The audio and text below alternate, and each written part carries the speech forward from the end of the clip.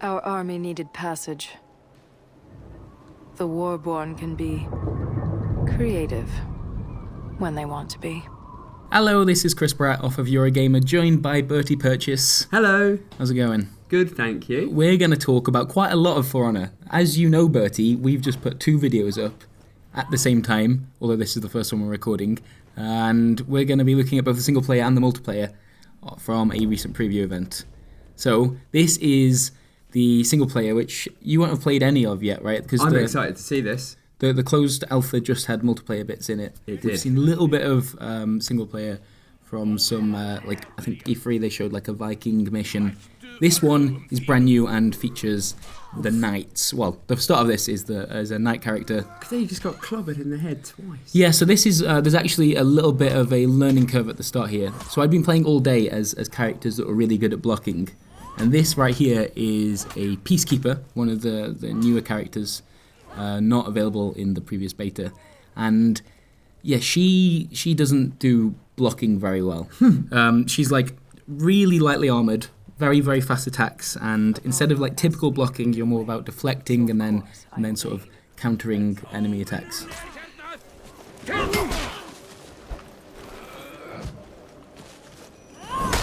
I just found it really difficult, yeah, like I said, having played a bunch of characters all day that were really good at like standing still, reading the attacks of your opponents. To play a Peacekeeper, you need to be really like focusing on dodging, and if you can deflect and counterattack, you're golden. But this is actually perhaps one of the more difficult kinds of characters to play, the sort of assassin kit playstyle, I guess. It's funny, they always feel the need to offer this kind of character, whereas in a kind of war type scenario, you can imagine that this character probably doesn't exist on the battlefield. Yeah, well, I mean, I think, to be fair, For Honor is a game about Vikings fighting samurai fighting true. knights, so let's not get too lost in the detail of like what happened in actual wars, because the reason this kind of character exists is to offer like a different playstyle. Like each of the factions so far has a bunch of different characters that fit these kind of roles. So the Vikings have a sort of fast, very offensive character like this. The Knights, I think, have one. This is the Knights of the Peacekeeper. I mean, the Samurai.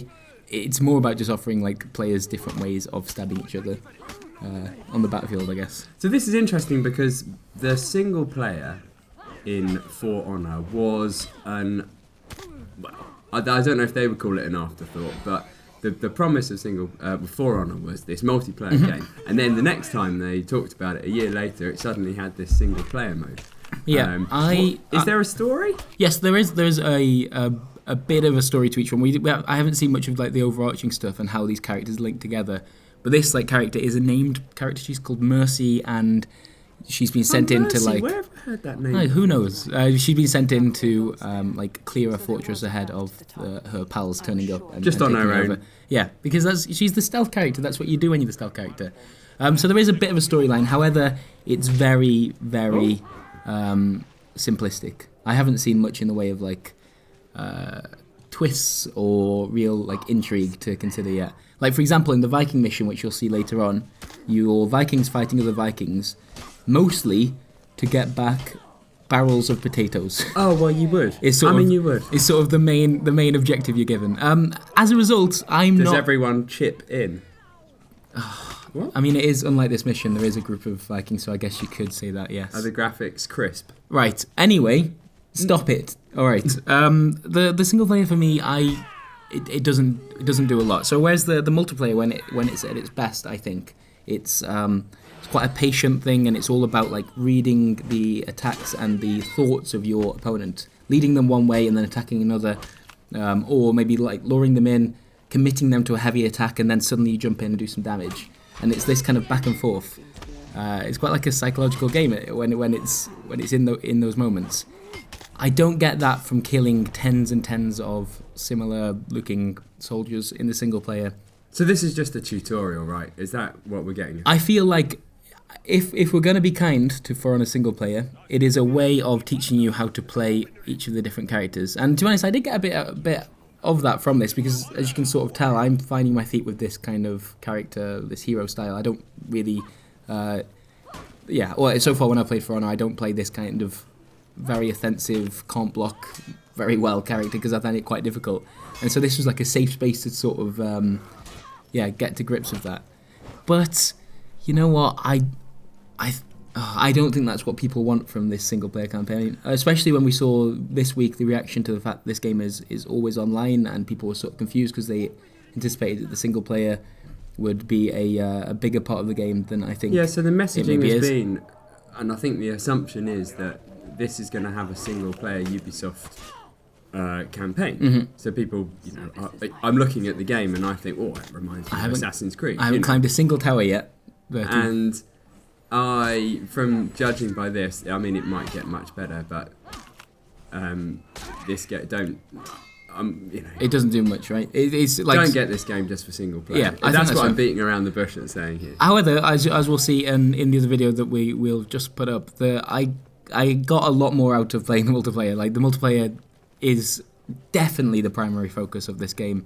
I don't think that's I don't mind I don't mind something like this to get to grips with the controls. You can dodge, right? You're just not doing much of it. You can dodge So I'm doing a little bit more of it as I get more comfortable. It's just I'm so used to the characters, like I say, I've been playing beforehand was I've been playing some of the bigger, heavier characters where you really don't want to be dodging that much. You want to stand your ground and block, and it's a little bit weird playing a I do like the heft person. and chunk of the world, though. It is very nice to look at. I do like the character. I like the muck and destroyedness of their outfits as well. There's nothing pretty about these characters, and I love that. Absolutely, I think that's probably one of the and also everything feels like when you actually land a hit. Especially with some of the heavier characters, it feels like you have it feels substantial. How many moves? What's the variety of moves? How much are you unlocking here? How much new stuff are you gaining? How much variety is there in how you're approaching enemies? So the typical leveling up system, which you have in the multiplayer and exists in every match, so you level up and unlock a series of abilities that you'll preset, similar to like the sort of MOBA idea, like. If you kill a lot of the NPC characters, you can use that to sort of get to a high level, unlock some abilities that will make you more powerful. There's a bit of that. However, in the single player, it's in the form of like pickups. You pick a couple of starting abilities right before the mission begins, and I picked one that allows me to heal, which is absolutely vital. And then it's just like the odd thing that you'll pick up that does something interesting, like a flash bomb. Or something that gives you like a passive ability. So there's a little bit there, and then in terms of combos, each character has a different sort of flavour to the way that their light and heavy attacks sort of blend together. And then also like each character has a few set combos that you sort of learn as you go along, but that's about it, I guess. So there's not this kind of skill trees and things to unlock. Not throughout the single player.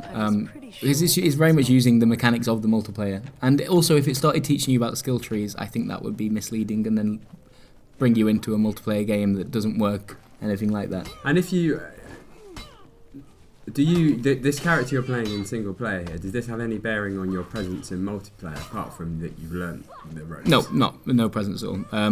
There are some like cosmetic unlocks, and I imagine you might be able to get some kind of specific visual things by completing the campaign, perhaps. But that's about it. There's no crossover in terms of abilities. Like every time you play a match of For Honor, you start from level 1 every time. There is no carry on. That's what I mean by it's sort of like got this MOBA idea to it. So you'll pick the abilities that you will unlock throughout the game. So if you play well, if your team is doing well, you'll unlock these free abilities.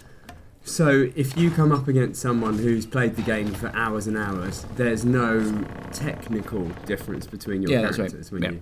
And I think that's going to be key to the whole thing.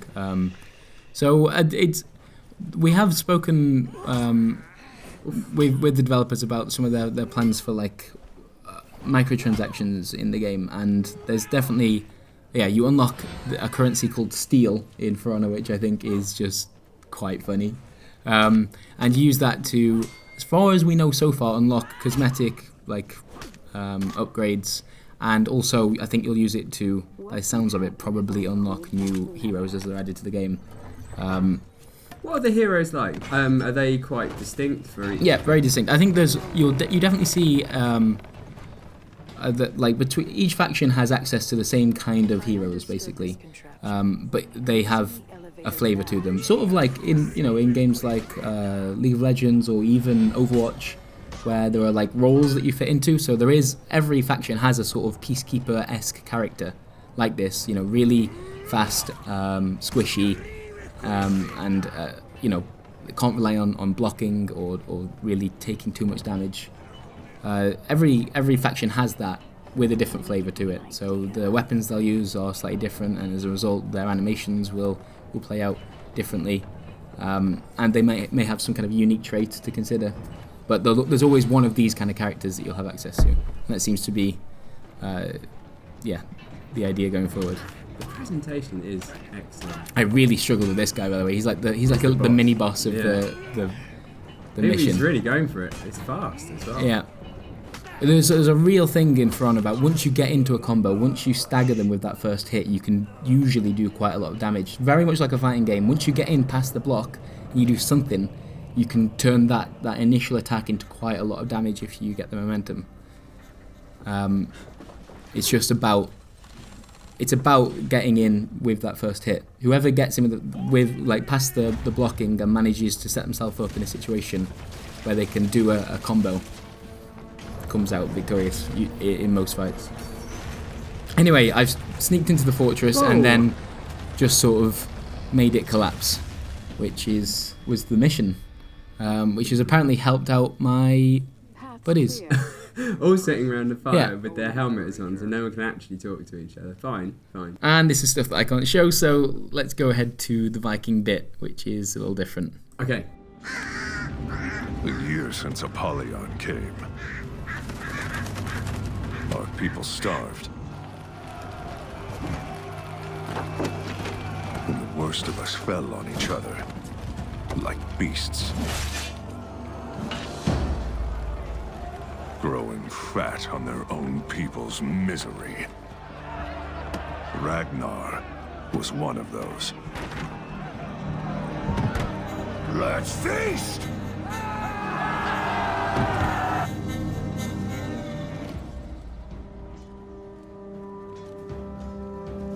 And so, I came down from the mountains.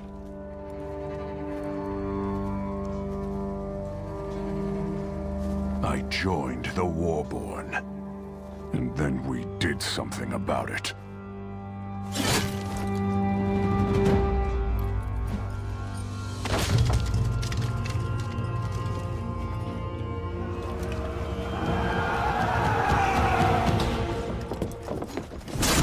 Okay, so this is one of the new missions that I played, in which the Vikings are actually fighting other Vikings. Bertie, how do you feel like that? I'm not great. So the reason behind it, as we'll see as the mission plays out, is the fact that one of the groups of Vikings, the enemy Vikings, have, by the looks of it, stolen our barrels of potatoes. Whoa! Genuinely, that's what we're about to discover as we go on. Like the mission objective that we have after Burn Down the Gate, which I learned something interesting about fire here. You don't want to be too close to it when you make it happen. Once we've burnt down the gates, our primary objective will be to take back what is rightfully ours, which is visualized to us as barrels of potatoes. This time around we're playing a different kind of character. It is it's one of the Viking raiders, and unlike the Peacekeeper, which you've just seen, can actually block properly, and oh my god am I more comfortable with this playstyle. This is definitely... I like the speed, and the speed is slightly unexpected. I was expecting, because of the two-hander, to be quite... also, the fire still hurts you after it's landed. You want to give it a second, then you're in. Anyway, here you ready? New mission objective. Well, let's press circle by this barrel and see what's going on. There it is. That's a lot of potatoes, to be fair. We're not done yet, Bertie. There will be... I think we're after at least 3 more barrels before we're going home. So as you can probably already tell by some of the dialogue here, it is I don't really get the sense that you're going to come away from For Honor being like, that was a story that's taught me something about myself. It's more about making interesting setups in which a bunch of big Viking men can fight other Viking men, or whatever the mix-up that Ubisoft want for that mission. Which is fair enough. You know what? Okay, if that's what you want, then that's all right. Yeah, as we said with the Peacekeepers, really this mission to me is about learning how to play a raider more than it is about anything else. I want to see this unblockable zone attack that is. Oh yeah, I do start to use that. This is a specific ability to the raider which allows you to do. I think it's sort of like a spin attack which you can't be blocked. Makes sense, yeah, with the big two-handed axe. However, the most overpowered thing I've discovered in this mission is those freaking fire flasks, which you can get all over the place. They drop enemies in one go. They can be thrown from a proper distance. They can destroy towers and gates. It's all about the fire flasks. I realise. Yeah. Yeah, I like how they use the different parts of the weapon, like how he's using the sort of butt of the axe. Yeah, all the animations really do flow together nicely, like throughout this, especially when you start going into like executions from like a heavy attack or something. Yeah, they've definitely nailed that part of the game. Can I destroy the gate and the tower with a single fire flask? Yes, I can, Bertie. Remarkable. Thank you very much. I mean, they're good, aren't they? Because when you throw it, it doesn't look like it's that powerful. It's but then, like, all of a everything sudden, over there has just died. And yeah, I found this character a lot easier to play than the Peacekeeper, just because you can actually stand your ground a little bit. The worst thing you can do in a fight in For Honor is once you take that first hit, you panic. Like, the moment you start to panic and just like wiggle your joystick around because you don't know which way you're supposed to be facing, and like you try to get out of the next attack but you can't quite manage it, that's how you lose battles. So being able to actually take a couple of hits and then readjust and not be dead is sort of more what I'm into. But as a result, although you say the attacks are fast, and they are, compared to like two swords, my damage output isn't quite as rapid as the other character. Do you get a sense in the multiplayer fights that people are picking a certain type of character, that one works better than Yeah, others? you'll see that in the other video actually. We play some elimination, which is like a new mode where after a death you're out for the rest of the round, and a real sort of meta game started to appear, where in fact those Peacekeepers were really popular because they move so quickly. Whereas I tended to stick to the bigger characters because they look massive and frightening, which is sort of the angle I took. Anyway, we've got one more food supply to loot, which I think is on the other side of this, and then we'll have something a little bit different than the other mission, where there is actually a proper boss fight in this. Also, I'm going to give you a little teaser: vehicle combat. What? Yeah. What? So get ready for that. You just torched their house. So, Yeah, but they were how long spawning are from the single player experiences? Do you have any idea? And what is it? A whole campaign? Yeah. Difficult to tell. Like these are both early missions, from what I've seen, and they tie into a world map that you sort of flirt between. I don't know. We weren't given any kind of real estimate. I think. I think probably what you'd expect from a sort of single player add-on to a mainly multiplayer focused game that costs £40 or $60 or whatever. I wouldn't. Yeah, I think this is very much a sort of by the numbers. We're doing the single player bit now, guys. And important to, I think you mentioned as well that there's going to be additional content coming for the game, but that's in Overwatch style, is included in the price. All the maps and modes for the multiplayer are coming as free updates. More like Rainbow Six Siege, actually. I think it's probably the fairest comparison. Another Ubisoft Montreal game, actually. And anyway, we'll. Something. I love that. Like, to open the door, the Vikings just start chucking axes at it until someone opens it. Big fan of that as a technique.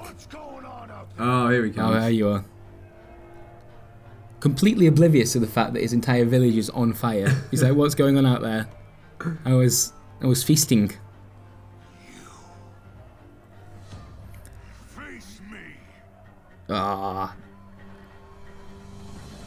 Here he comes. So this is actually a more Like, unlike that little mini boss that we had when we were playing as the Peacekeeper, this is actually the proper boss fight bit. And I immediately, quite boldly, I think, try and get a Fire Flask in there because I know it's so powerful. But because it's a 1 versus 1 setup, it's actually kind of difficult to land that to begin with. The combat is faster and more aggressive in points than I had realised, even from playing it. I'm trying to do it again. So greedy. Yeah, I think so. Yeah, considering it's like two big dudes with two-handed axes, you'd maybe think it'd be a little bit more slower. Well, then again, you have moments like that where you just sort of you flirt between different stances. His hits don't seem to be doing that much damage to you. Yeah, but he has a lot more health than I do. It's it's a difficult one, isn't it? Because they want this. Ooh, I went. You see that? See what I mean about the Fire Flask?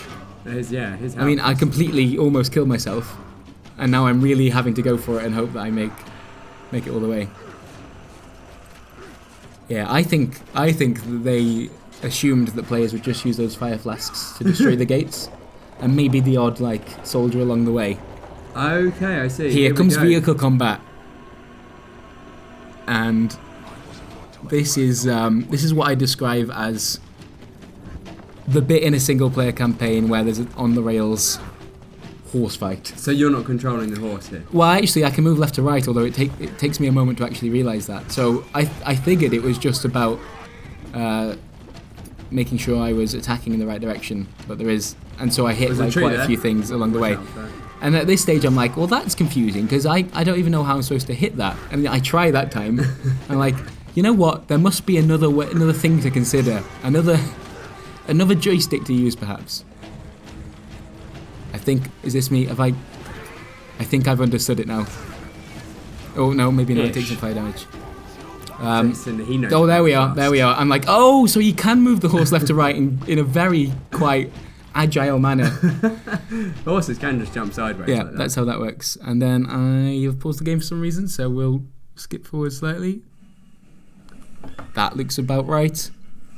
So this horses are not in multiplayer, presumably? No. I get the impression this is probably a one-off, considering it's quite a basic swing left or right while slowly getting closer to the enemy. This is what I mean about the single-player part of For Honor. It just feels like they were going through the motions. It's like, you know what, we better do a bit. Like, we had loads of fighting, just Vikings and stuff. Let's mix it up. To be fair, asking people for 40 quid for a multiplayer only game doesn't seem like I hear you, but it just doesn't do anything for me. I didn't come out of this being like, yes, glad they spent extra time on that part of the game instead of, continue to flesh out the multiplayer, which is what For Honor is really all about. Also, quite pissed off that I don't even get to kill the guy. Yeah, this is a hell of a death sequence. I'm just watching it now. Given that you won the boss fight. I'm just a passenger. A while ago. I rode the horse. I did the boss fight. Oh, blimey! That was an unblockable attack, it would appear. Anyway, so you kill the Viking boss, and in doing so become the Viking boss. And who wouldn't steal potatoes from his own people, but would kill a lot of them. Yes. Makes sense. Oh, mate, you shouldn't have said that. And there we are. That's pretty much everything that I did, single player wise, in For Honor. It is what it is. I'm not excited about it. It's an okay tutorial in terms of learning how to play some of these characters. It's really all about multiplayer. So if you actually want to see what that's about, we'll have a link up here for the other video that's going up, which takes a look at some new multiplayer characters and modes and bits and pieces, and really is the meat of the game, I think. Alright, cool. Maybe see you over there. Thanks very much for watching, and goodbye. Bye.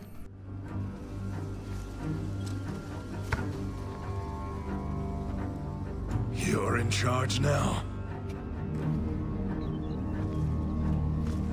Join us. We are with you. They weren't much to look at, but they were a start.